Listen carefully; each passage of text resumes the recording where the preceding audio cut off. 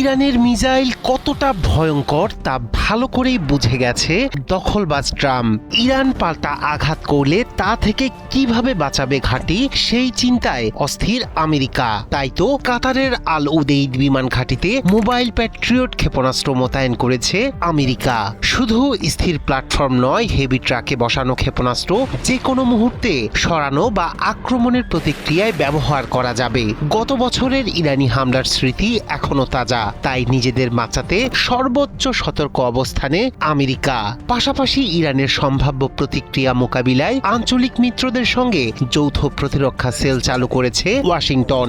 এই মোবাইলাইজড ব্যবস্থা স্পষ্ট বার্তা দিচ্ছে যে কোনো ভুল হিসাবে বদলে যেতে পারে মধ্যপ্রাচ্যের পরিস্থিতি। নিজস্ব প্রযুক্তি আর বন্ধু চীন রাশিয়ার সহায়তায় দুর্ভেদ্য মিসাইল সক্ষমতা তৈরি করেছে ইসলামী প্রজাতন্ত্র ইরান। এসব মিসাইল রাডার ফাঁকি দিয়ে মাত্র 2 মিনিটেই প্রায় 2000 কিলোমিটার পথ পাড়ি দিয়ে তছনছ করতে পারে মার্কিন ঘাঁটি। এই অস্ত্রের ভয়েই কাঁপছে শত্রু আমেরিকা ও তার দোসররা।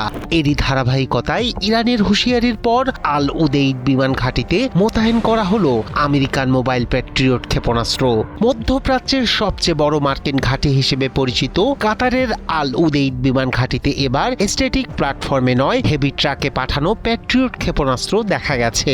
এর মানে ক্ষেপণাস্ত্রগুলো দ্রুত সরানো বা প্রতিরক্ষা আক্রমণের জন্য ব্যবহার করা যাবে।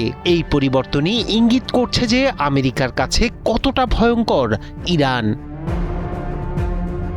বিশ্লেষকদের ভাষায় এই মোবাইলাইজড ব্যবস্থাপনা ইরানের সম্ভাব্য আক্রমণ প্রতিরোধের প্রস্তুতি। গত বছরে ইরান এবং আমেরিকার মধ্যে উত্তেজনা আরও বাড়ার প্রধান কারণ ছিল ইরানি ক্ষেপণাস্ত্র হামলা, যেখানে ইরান আল উদেইদ ঘাঁটিকে লক্ষ্য করেছিল, যদিও কোনো বড় ক্ষতি বা প্রাণহানি হয়নি।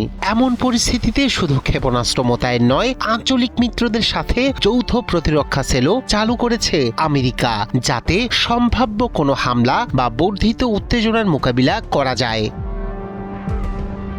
ইরান গত কয়েক মাসে তার ক্ষেপণাস্ত্র স্টকপাইল বাড়িয়েছে এবং আঞ্চলিক সংঘাতে নিজেকে আরও সক্রিয়ভাবে প্রদর্শন করছে, যা চাপে ফেলেছে মার্কিন সেনাদের। পাশাপাশি ইরানের ভয়ে দিন পার করছে মধ্যপ্রাচ্যের মার্কিন মিত্ররা। ইতোমধ্যেই নিজেদের ভূখণ্ড ব্যবহার করে ইরানে হামলা করবে না বলে জানিয়েছে জর্ডান। সব মিলিয়ে বার্তাটা পরিষ্কার, ইরানের হুমকি মোকাবিলায় পিছু হটছে আমেরিকা। রায়হান কবির শুভ্র, ৭১।